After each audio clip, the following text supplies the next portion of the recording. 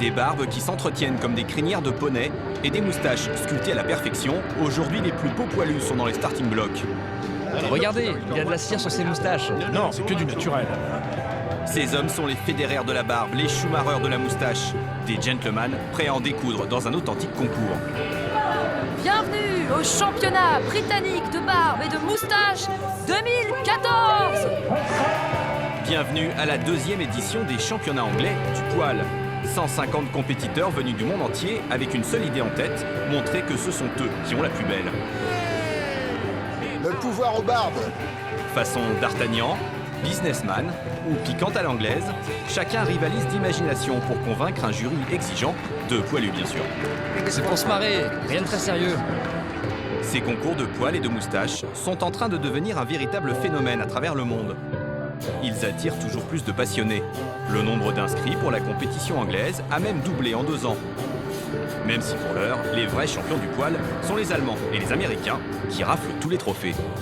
Si ces compétitions ont la cote, c'est que les années 2010 ont marqué le grand retour des poils. Conchita Wurst leur doit sa victoire à l'Eurovision et Brad Pitt son look très tendance. Et lorsqu'on demande aux poilus qui est la plus belle, la réponse ne se fait pas attendre.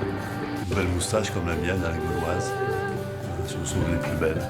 Je pense que tout mon karma est dans ma barbe. Ces messieurs sont peut-être très fiers de leur barbe et de leur moustache. N'empêche qu'aucun représentant tricolore n'a eu le courage de l'exhiber à Basse pour les championnats. Maxime, lui, n'a pas fait autant de chichi. Cet horloger suisse de 22 ans est pile à l'heure pour le concours. Émigré à Londres, il s'est récemment pris de passion pour les moustaches. Enfin, surtout pour sa moustache. C'est ma première compétition. J'ai hâte, je me réjouis. Et je pense qu'on va beaucoup rigoler. Un peu de sérieux tout de même avant la rigolade. Car pour remporter le prix de la moustache freestyle, notre champion méticuleux ne laisse rien au hasard. J'utilise un shampoing doux pour laver ma moustache. Et après l'avoir shampooiné et séché, j'utilise de l'huile pour moustache pour adoucir le poil. Non, j'ai essayé de faire une forme sympa, rigolote, différente des moustaches classiques. Alors ce petit peigne, je l'ai toujours sur moi dans une poche. Ce petit, ça passe partout. Au fil de la journée, je peux toujours donner un petit coup de peigne pour ajuster les poils rebelles. Alors ce matin, j'ai eu besoin de 45 minutes pour me préparer ma moustache. Mais d'ordinaire, j'ai besoin d'un quart d'heure. Mais comme aujourd'hui c'est le concours, j'avais besoin de faire ça parfaitement. Absolument parfait. Bon, Maxime, c'est l'heure d'y aller. On file retrouver ses amis, tous moustachus et membres d'un prestigieux club de bacchante anglaise. Car c'est grâce à sa moustache que notre jeune Suisse fraîchement débarqué à Londres s'est fait tous ses amis. Aujourd'hui, ils arborent fièrement la cravate rouge de leur club. C'est bien de voir la cravate du club. Tu me soutiens aujourd'hui, hein? Toi et moi, on va s'affronter. Depuis 2 ans, moustachus et barbus ont enterré la hache de guerre pour organiser main dans la main ce championnat. Une ambiance très très virile donc. Ah bah non, que se passe-t-il? Nous ne voulions pas passer pour des sexistes. Il y a beaucoup de femmes qui adorent les gentlemen barbus. On tient à les intégrer. La directrice du concours d'ailleurs fait partie de notre club. Madame la directrice, avec cette barbe passe-partout, enfin, surtout quand c'est Noël, c'est Mandy. Cette employée de banque complètement dingue de barbe préside le concours, avec une idée en tête, n'exclure personne.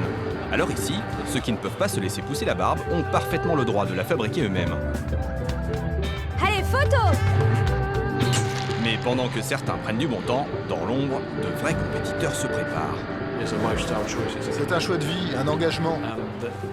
Parfois, on peut se demander si c'est une bonne idée.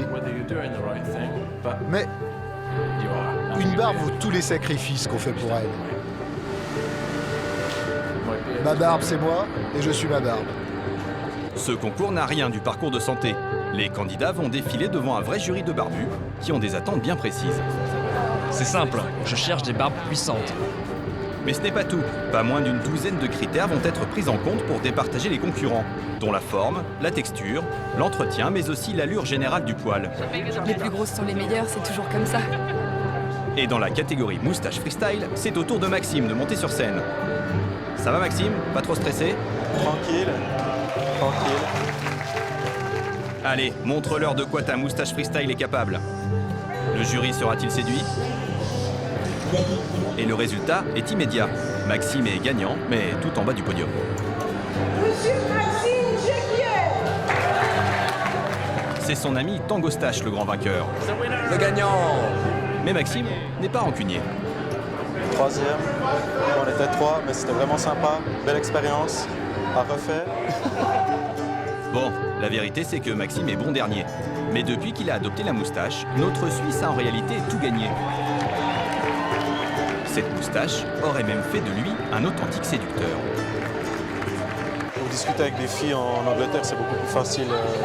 Elles aiment la moustache, elles touchent, elles disent « Ah, c'est trop cool, on peut prendre des photos » et puis tu commences ta conversation comme ça.